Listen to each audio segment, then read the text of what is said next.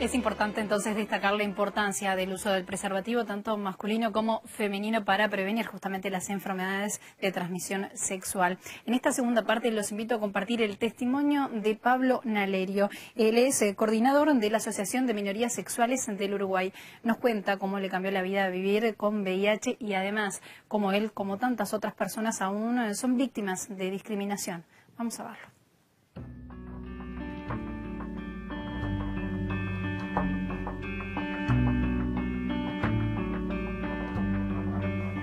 Pablo, ¿cuánto hace que vivís con VIH? ¿Cuándo fue que se te diagnosticó? El diagnóstico me lo dieron hace 10 años exactamente, en la ciudad de Paso de los Toros. En ese momento yo estaba viviendo en Paso de los Toros. ¿Qué significó para vos el hecho de ser portador de VIH? ¿En qué te cambió la vida? La vida te la cambian muchas cosas. En primer lugar es un golpe muy fuerte, un shock muy grande, porque vos hasta ese momento, por lo menos en lo que era mi caso particular, si bien había oído del tema y demás, vivía como si a mí no me fuera a afectar. Entonces eso te hace encontrarte con una realidad que cambia tu vida y donde te cuestionas no solo lo que tiene que ver con tus comportamientos, sino lo que va a ser a futuro, porque el diagnóstico de que a partir de ese momento pasás a ser una persona que vivís con VIH te lleva a pensar que te vas a morir mañana o que las posibilidades de vivir se acotan mucho. Después con el tiempo uno aprende que eso no es así y aprende a convivir con el diagnóstico, pero el golpe del momento, el shock del momento es muy fuerte y realmente te cuestiona muchas cosas en lo personal y en todo lo que tiene que ver con lo social y en todos los aspectos de la vida. Contanos un poco a la asociación qué tipo de denuncias le llegan, cuáles son las más comunes. ¿Ustedes han visto un aumento de este tipo de denuncias? Sí, se ha visto un aumento y realmente el año pasado se hizo un estudio conjuntamente con otras organizaciones y agencias de Naciones Unidas sobre las situaciones de estigma y discriminación en Uruguay asociadas a VIH, lo cual dejó en evidencia que la mayor cantidad de situaciones de discriminación se dan en el ámbito de la salud, luego en el ámbito laboral y luego en los centros de estudio.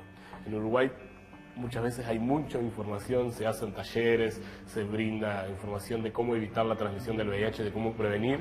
El tema es que seguimos pensando que a mí no me va a tocar, como pensamos muchos de los que hoy vivimos con VIH. Entonces no prevenimos correctamente y al contrario, generamos situaciones de exclusión de la persona que vive con VIH que en realidad nada nos ayuda a prevenir y a evitar la transmisión. Tú decías algo que llama también la atención, que una de las primeras discriminaciones, o la más importante, era a nivel de la salud. Es en el ámbito de la salud. ¿Qué situaciones se dan? En muchos casos la negación a la atención, la negación al maltrato del usuario de los centros de salud, tanto públicos como privados, el trato despectivo, me llamaron, por ejemplo, hay centros de salud pública que si tú vas derivado del Instituto de Higiene, que es el Centro de Referencia Nacional para Adultos, muchas veces no te llaman ni por el número de historia ni por el apellido, salen al pasillo y te gritan a ver quién viene de infecto. Y eso genera que el que está a tu lado se levante y trate de huir, porque si tú estás sentado esperando que un médico te atienda o hacerte una placa y ves que un enfermero dice a ver quién viene infecto y la persona que está a tu lado se para, ese infecto significa que tiene algo infeccioso, algo que puede contagiar y que puede ser grave. Entonces las personas disparan de al lado de esa persona. Muchas veces también lleva a que esa persona que viene derivado de ese centro de atención en salud no se pare y pierda el turno y tenga que iniciar todo el proceso de vuelta para evitar justamente situaciones de esas. Muchas veces lleva a que situaciones de maltrato, ¿no? de negación de la atención, esa persona se vaya y no vuelva al centro de salud hasta que esté en una etapa avanzada, en lo que llamamos la etapa SIDA, y ya viene porque lo trae a alguien y queda internado porque sus condiciones de salud son deplorables. Eso tiene que ver porque en la universidad y en los diferentes centros donde estudian tanto los médicos como los enfermeros, las nurses y demás, uno de los temas de los que no se habla ampliamente es el tema del VIH. En cuanto a la situación de los niños, tú decías también que hay preocupación sobre el tema en cuanto a la discriminación, por ejemplo, de compañeros de clase, preocupación por parte de los padres en ese sentido. Mucha preocupación por parte de los padres, que muchas veces no entienden que no hay en el mundo casos alguno donde un niño le haya transmitido el VIH a otro niño. No hay casos de ese tipo. Y muchas veces se dan situaciones de peleas entre los niños, porque ¿qué es lo que pasa? Muchas veces el niño repite en la escuela lo que escucha en su casa. Y a veces se escucha decir que los niños pueden llegar a ser muy crueles, y a veces es cierto, pero también los niños repiten lo que escuchan en la casa. Y si yo soy un niño y escucho a mi papá hablar de los sidosos, o del niño aquel que no tiene, y no digo, es un niño que tiene VIH, bueno, hay que cuidarlo, porque en realidad tiene un problema de defensas, o sea, es un problema inmunológico, y quizás hay que cuidar más a ese niño que tiene VIH que al que no lo tiene, porque cualquier situación de gripe o demás le va a afectar más a ese niño que tiene VIH que al que no tiene VIH. No, hablamos de ese niño sidoso, de que, ¿verdad? Entonces tratamos de cargar con una carga negativa la situación que está viviendo ese niño.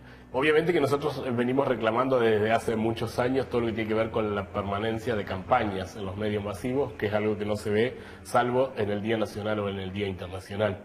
O sea, difundir correctamente la información de cómo prevenir para evitar la transmisión, pero también difundir todo lo que tiene que ver con cómo no estigmatizar a la persona que vive con VIH, porque esa no es una forma correcta para evitar la transmisión.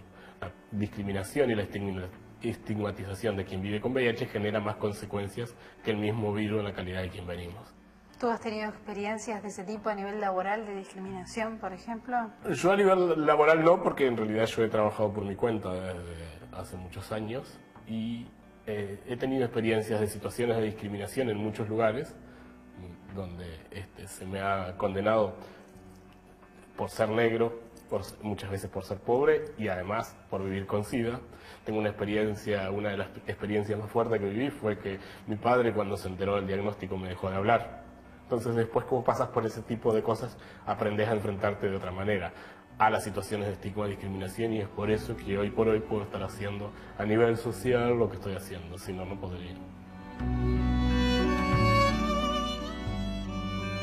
Y antes de hacer la pausa, les recuerdo que ustedes se pueden comunicar con nosotros a nuestro correo electrónico vidasana@canal20.com.uy o ver también los distintos programas y de toda la señal a través de nuestra web www.canal20.com.uy. Luego de la pausa hablamos de la sexualidad placentera. No se vayan, ya venimos.